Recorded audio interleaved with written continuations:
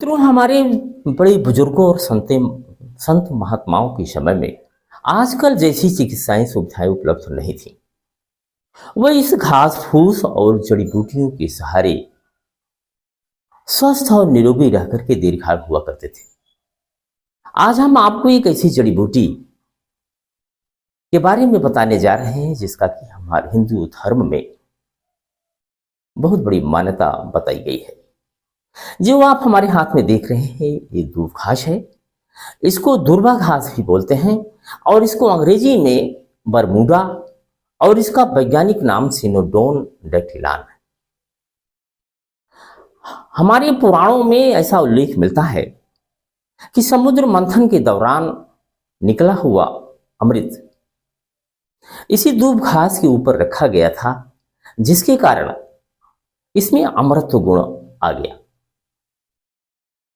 यह शक्तिशाली घास हिंदुओं के पवित्र धार्मिक अनुष्ठान, पूजा पाठ और गणेश भगवान की पूजा में खास महत्व रखता है।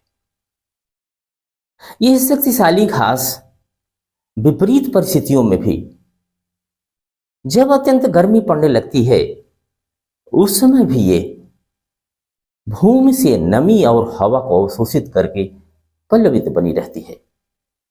वहीं पर दूसरी घास फूस वो सब सूख जाती है।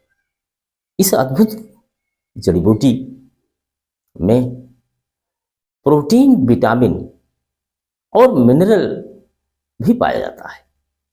इस दूब घास में protein, vitamin A, vitamin C और खनिज में कैल्शियम, पोटेशियम, आयरन, एंटीबैक्टीरियल और एंटी वायरल गुण पाया जाता है। यदि हम इस दूब घास के रस का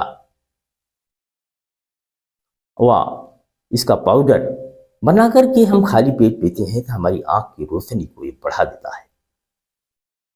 इसका तासीर ठंडा होता है, इसलिए यह माइग्रेन में भी मदद करता है और तनाव को कम करता है। यदि हम इसको पीस लें और पीस कर अपने माथे पर हम लगाते हैं तो हमारे सिर दर्द में भी आराम पहुंच जाता है। दूब घास के रस का सेवन करने से यह कब्ज को दूर करता है,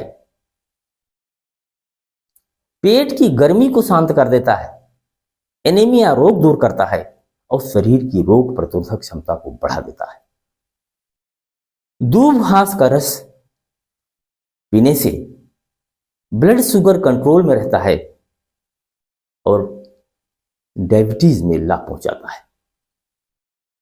यदि नक्सीर के मर्च में हम इनके रस को 2 से 3 बूंद अपने नाक में डालते हैं तो नक्सीर की भी समस्या में ही आराम पहुंचता है।